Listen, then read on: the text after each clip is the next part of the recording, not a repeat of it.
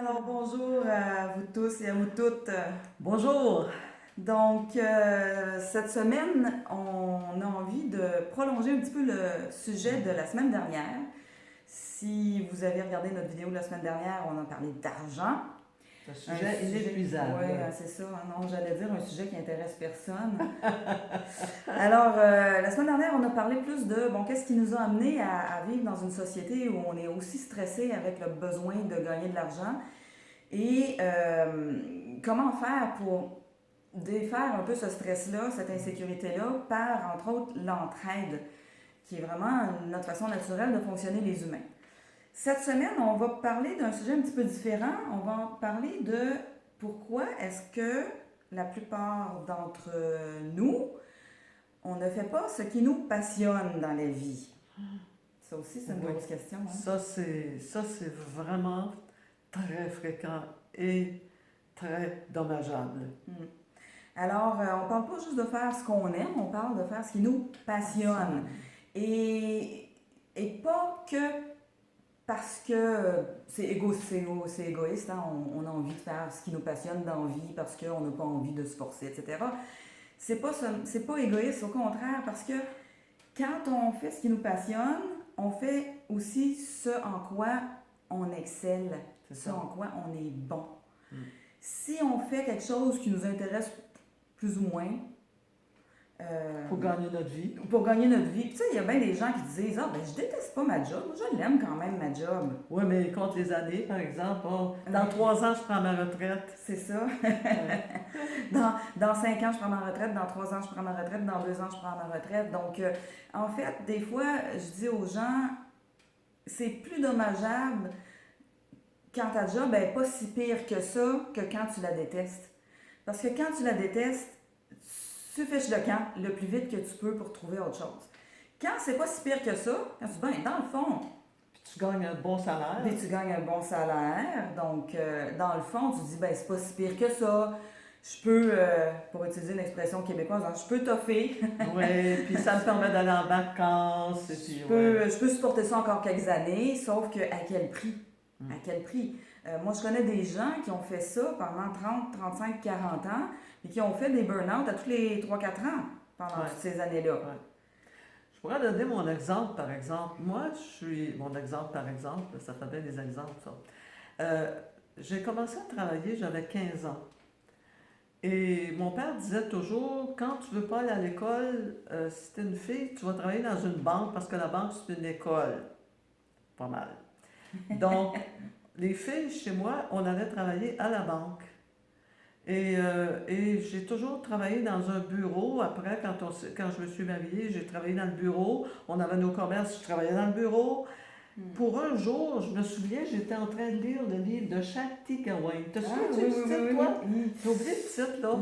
Mais on faisait des méditations en même temps. J'étais dans un arrêt parce que j'étais vraiment fatiguée. J'avais pris une semaine de vacances. Et puis, je faisais une méditation et tout d'un coup, c'est venu. Je ne travaille plus dans le bureau. Tout d'un coup, j'ai réalisé que j'avais jamais aimé ce travail-là. Aussi, c'est un piège parce que des fois, on ne le réalise même pas. En tout cas, c'était mon cas. Mais je n'ai jamais été bonne dans ce travail-là non plus. Je me sentais pas bonne. Même si les gens me disaient t'es bonne, moi, je me sentais pas bonne. Ouais, c'est ça. En fait, quand on fait quelque chose qu'on aime moyennement, on n'est pas mauvais nécessairement, mais on est juste ordinaire. Ouais.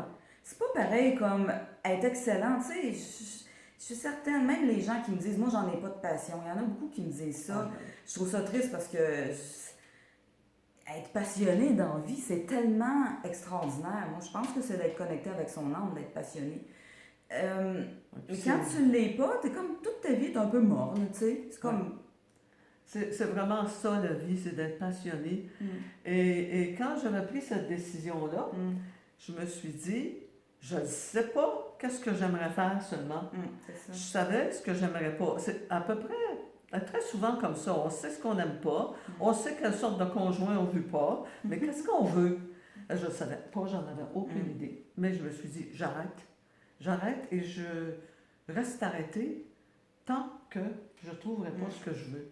C'est là qu'est-ce que que tu avais j'aime. pris une année sabbatique d'ailleurs. J'avais pris une année sabbatique et puis j'avais averti Jacques que je ne reviens plus travailler dans l'entreprise, c'est fini. Et ben, c'est certain que j'avais pas d'argent, là. Mais au lieu d'aller souper à 100 pièces pour deux, j'allais déjeuner à 2 pièces et demie. Alors, mais C'était aussi bon. c'était bon parce que j'étais contente. Je savais que je trouverais ce que j'aimerais. Et finalement, j'ai trouvé. Et je suis vraiment. Écoutez, les papiers, là, je suis même pas capable de les regarder quand j'ai des papiers à déplacer ou à ranger. Mais là, j'ai trouvé ma passion. Et ma passion, ben, c'est ce que je fais dans le moment, faire des vidéos pour motiver les gens, enseigner l'étirement musculaire, pour motiver les gens qui prennent soin de leur santé. Je suis dans ma passion. Et quand on est dans notre passion, là, c'est drôle comme on n'a pas envie de prendre une retraite. Oui, c'est ça. Avez-vous déjà entendu parler, Gilles Vigneault, j'ai hâte de prendre ma retraite, ou Charles Aznavour, Charles Aznavour, ou Picasso, ou des Non. gens qui font ce qui les passionne. Puis on le voit plus souvent chez les artistes, en fait, mais il y en a dans tous les métiers. C'est juste comme le métier d'artiste, c'est pas le métier où les gens sont encouragés à aller en disant oui, oui, oui, il y a de l'avenir là-dedans. Les gens qui y vont, c'est parce qu'ils sont passionnés. Mais c'est rare qu'on voit des artistes prendre leur retraite. C'est très rare. Donc, les artistes peuvent prendre leur retraite, par exemple, les artistes du spectacle peuvent prendre leur retraite d'être sur la route tout le temps, mais ils prennent pas leur retraite de leur métier d'artiste. Ils vont composer chez eux ou ils vont écrire. C'est ça. Mais ils prennent pas une retraite. Les gens qui prennent une retraite, d'ailleurs, tu sais, t'en parles souvent, hein, le mot retraite. C'est très récent ce mot-là, puis la plupart des gens se sont pas rendus compte qu'on avait changé le terme, parce qu'il n'y a pas très longtemps, on disait la personne, elle a pris sa pension. Et tout d'un coup, on a changé le mot pour retraite. Et l'origine du mot retraite, ça vient du verbe se retirer. C'est pas tout à fait la même chose que prendre sa pension. Ça ne veut pas dire la même chose. Et se retirer, on a beau dire, ben moi, je n'arrêterai pas complètement, je vais faire autre chose. Ouais, dans notre inconscient, c'est inscrit le mot « je me retire ». Parce que prendre sa pension, ça veut dire qu'on reçoit une pension. Donc, on reçoit un montant d'argent. Mais ça ne veut pas dire se retirer. Pour moi, le mot retraite, c'est comme si ça veut dire se retirer de la vie. En tout cas, il y a quelque chose de...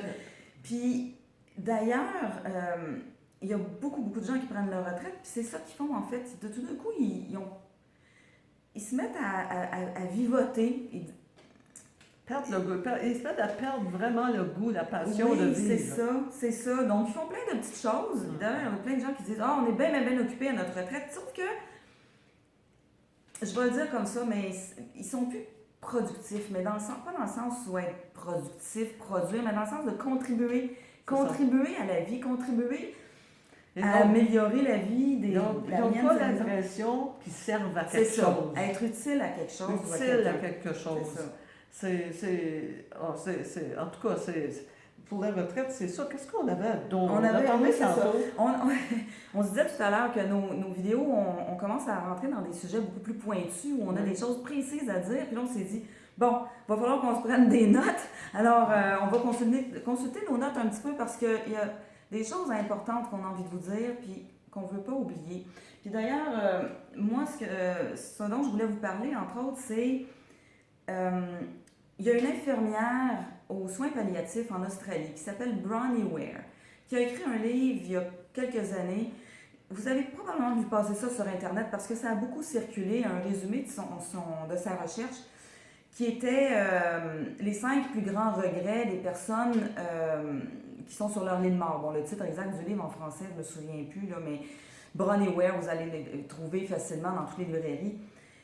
Ce qu'elle a constaté en interviewant les gens qui étaient en fin de vie, c'est que les gens avaient des regrets. Donc, elle a commencé à leur demander c'est quoi vos regrets, mais elle en a déterminé 5 principaux chez presque tout le monde.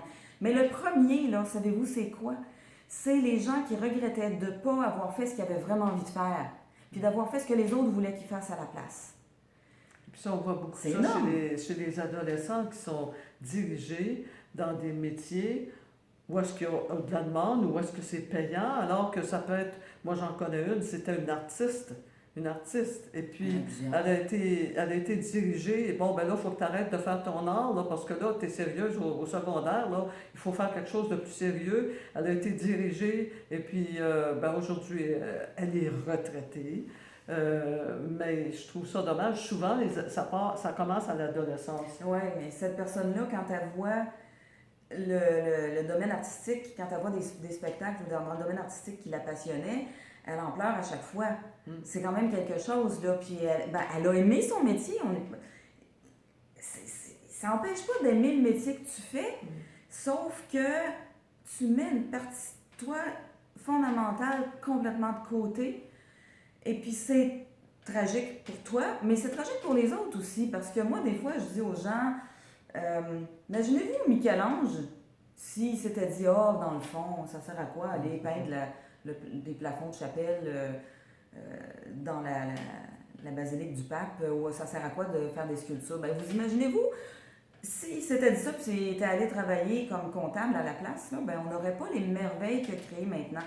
Donc, chaque fois qu'on met de côté comme ça, ce qui est notre essence, de ce on est venu apporter au monde, ben c'est ça qu'on fait. On prive le monde de quelque chose d'extraordinaire. D'ailleurs, on n'a pas parlé tout à l'heure, mais là, je vais en parler. Quand Caroline était adolescente, puis qu'elle ne savait pas trop quoi faire, qu'est-ce qu'elle ferait comme étude ou ça, ben, elle fait qu'est-ce que ça te tente de faire. Ben oui, mais c'est parce que là, elle est une artiste peintre. À ce moment-là, elle aimait beaucoup le dessin, la peinture. Puis les gens autour d'elle disaient, ouais, mais tu sais, un peintre, ça fait de l'argent juste après que c'est mort. C'est ça. Alors imagine. Puis nous, C'est encourageant, on était tous les deux pareils. Fais ce que t'aimes, inquiète-toi pas. Inquiète-toi pas, fais ce que t'aimes. Mais ça a fait quelqu'un qui a étudié dans plusieurs domaines. Elle a fait ce qu'elle aime, elle fait encore ce qu'elle aime, mais elle est très polyvalente parce que, je dis, tu vas à l'université, tu étudies en histoire, bon, ben, tu n'as pas fait ton bac, c'est pas grave, ça, arrête, fais d'autres choses, fais ce que t'aimes. C'est intéressant parce que ça me fait réaliser quelque chose que tu dis là, c'est que il y a un autre travers qu'on a culturellement puis qui est très insidieux, c'est faut que je trouve ce que j'aime. Ouais. Mais il y en a peut-être pas rien qu'une affaire que t'aimes. Moi, il y en a plein. Puis d'ailleurs, c'était mon dilemme quand j'étais adolescente, c'est je choisis quoi? Je choisis quoi? Donc, de ce fait, heureusement, j'ai été encouragée à essayer. Donc, j'ai fait des études en histoire, j'ai fait des études en religion comparée, j'ai fait des études en art. En création littéraire. En création littéraire. Donc, j'ai fait, puis ça c'est mes études officielles. J'ai fait comme plein d'autres choses à part de ça. Ce qui fait qu'effectivement, aujourd'hui, j'ai une expérience très, très large dans plein de domaines différents. Ce qui fait que maintenant, ce que je fais, c'est que j'aide des gens, justement, qui veulent changer de vie, qui veulent changer de métier. Puis, je suis capable d'accompagner quasiment tout le monde parce que je les ai toutes essayées, les métiers. J'ai même vendu des pièces de réparation pour des camions puis de la machinerie lourde. J'ai aimé ça en plus. Donc, c'est pas un problème d'essayer plein de choses. C'est pas un problème de changer souvent de choses, de métier ou d'intérêt ou de passion. Bon, après, évidemment, il faut voir, des fois, il y a des gens qui sont des éternels étudiants, mais qui en font jamais quelque chose de ce qu'ils étudient. Bon, des fois, ça peut être une peur de... C'est un autre problème, c'est un syndrome d'imposture ou l'impression qu'on n'en sait jamais assez, mais en gros, c'est pas un problème. C'est pas un problème. On est là pour expérimenter, les humains, et si ça t'apporte de la joie d'expérimenter plein de choses différentes, c'est ça qui est important. Et les personnes qui expérimentent et qui ne sont jamais satisfaits, il faut voir qu'est-ce qu'on leur dit autour d'eux. C'est des adolescents, là, ils commencent leur vie. Ouais. Là, et dès qu'ils commencent leur vie, on se met tout de suite à se porter en juge de ce qu'ils décident de faire. Je trouve que, et curieusement, moi je peux dire que j'ai appris beaucoup plus des jeunes que des personnes plus vieilles que moi. Et ces jeunes-là, que j'encourageais beaucoup, m'ont beaucoup appris après. Je trouve qu'on leur enlève leur rêve, on leur enlève leur droit de s'exprimer comme ils veulent s'exprimer. Et moi, je trouve que c'est tellement fondamental que quand j'en parle, je deviens presque émotive, tellement que je trouve qu'on ruine la vie de nos jeunes à cause de cette histoire d'argent. Moi, j'ai donné des cours aux gens de l'aide sociale pour les aider à réintégrer le marché du travail.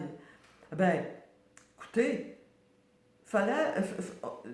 C'était pas important ce qu'ils aimaient faire, non? Selon les gens qui étaient les agents, fallait ils décident dans un endroit où est-ce qu'il y a de la demande, puis où est-ce qu'ils peuvent avoir un bon salaire. Puis où est-ce qu'il y a des subventions pour payer leur formation pour faire ce métier-là En aussi? En plus. Moi, ça m'horripilait. Hein? Je trouvais ça incroyable. On a connu une photographe, hein? Oui. Écoute, c'est une des meilleures photographes parce que je fais beaucoup de photos, parce que pour ma publicité, c'est sûr que de temps en temps, je renouvelle mes photos pour pas que ce soit des photos d'il y a 10 ans. Là. Et cette fille-là, on l'avait rencontrée dans une exposition. C'est la meilleure que j'ai trouvée. Eh bien, cette fille-là travaillait pour Hydro-Québec. Ils sont bien payés, ces gens-là. Elle a décidé d'arrêter, un jeune, là, peut-être dans la quarantaine, début quarantaine, début quarantaine, et elle a décidé de faire ce qui la passionne, la photographie. Puis elle était autodidacte, elle n'a pas pris de cours. Non, elle était vraiment excellente. Écoute, elle fait des photos. Puis il y a plein d'exemples comme ça. Il y a plein d'exemples. Moi, je connais plein de gens qui ont fait des métiers où ils gagnaient des gros salaires. Puis c'est le piège. On a de la misère à quitter parce qu'on se disait, oui, mais il faut que je diminue mon train de vie. Mais ceux qui le font, là, ils viennent tous me raconter la même chose. Même s'ils gagnent la moitié de leur salaire d'avant, ils sont 10 fois plus heureux parce qu'ils font quelque chose qui les passionne. Souvent, ils vont quitter une grosse entreprise où il y a plein de jeux de pouvoir, puis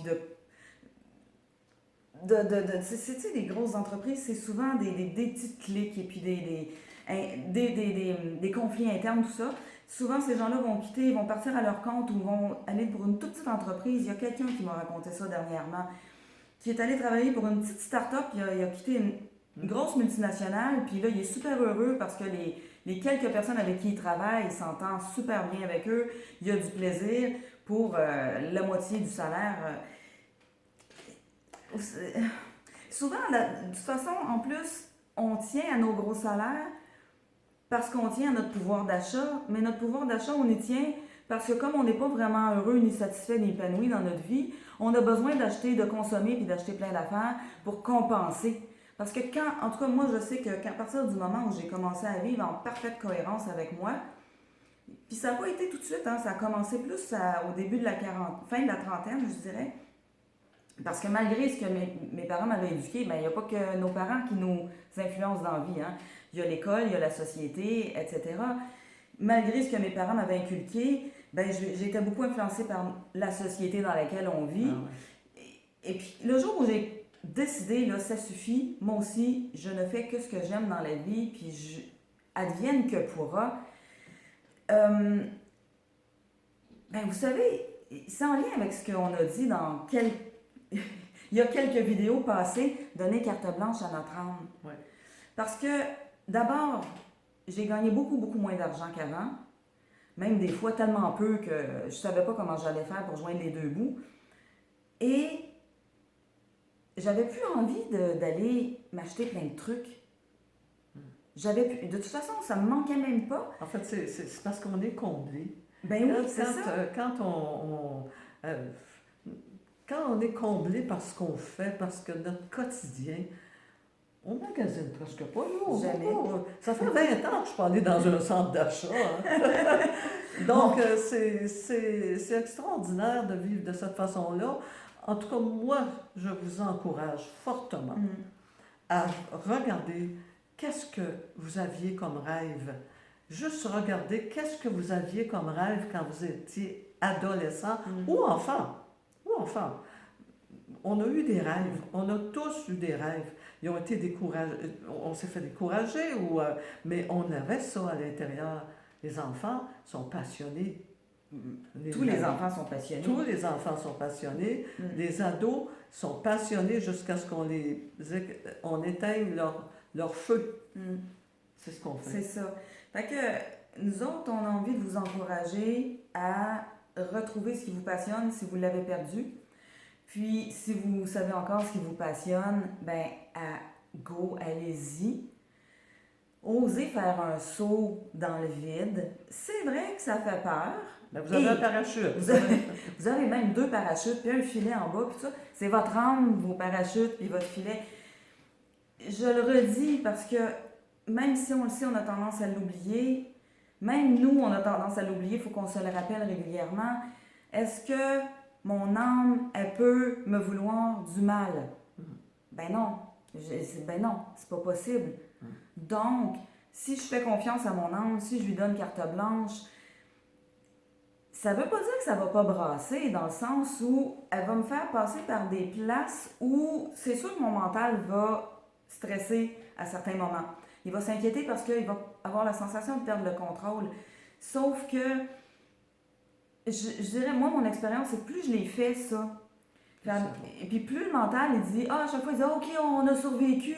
Ah ben, OK. Fait que la fois d'après, il est un petit peu moins stressé. Parce qu'il sait que ça marche. Puis il apprend, lui aussi, il s'éduque à faire confiance, puis à lâcher le contrôle, à remettre en fait le contrôle à l'âme. Alors, c'est l'âme qui devrait avoir le dernier mot, pas le mental. Et ben, je pense qu'on va se quitter là-dessus. Je pense qu'on va parce se quitter que là-dessus. sinon, on va faire un trop long vidéo. On va les faire court. Alors, ben, la semaine prochaine, Hey, j'aurais quelque chose, moi, oui, à tu vous voulais dire proposer. ça. Est-ce qu'il y en a qui sont abonnés là, maintenant à notre chaîne? Si vous avez des sujets que vous voulez qu'on aborde, eh bien, envoyez-nous ça et on va préparer des vidéos en fonction de vos demandes. Donc, ce que je vous propose, c'est de ne pas écrire ça dans les commentaires parce que ça risque d'être un petit peu... c'est-à-dire, on ne pourra pas nécessairement répondre à tous les sujets. Il y a des sujets pour lesquels on n'est pas compétente d'abord. Donc, ce qu'on vous propose de faire, c'est... je vais mettre une adresse courriel dans le texte sous la vidéo. Je vais aussi vous mettre les références du livre de Bronnie Ware dont je vous ai parlé tout à l'heure. Et écrivez-nous par courriel si vous avez des sujets qui vous intéressent, sur lesquels vous vous questionnez, puis vous avez envie de nous entendre là-dessus. Vous avez envie de savoir si on a une expertise là-dessus qu'on peut partager avec vous autres. Donc là-dessus, ben, on vous souhaite une très belle semaine. Bonne semaine. Et puis à la semaine prochaine. Rêvez. Oui, rêvez grand. Vous connaissez ce que Oscar Wilde dit, hein? Il faut toujours viser la lune parce que même en cas d'échec, on atterrit dans les étoiles. Bonne semaine. Salut tout le monde.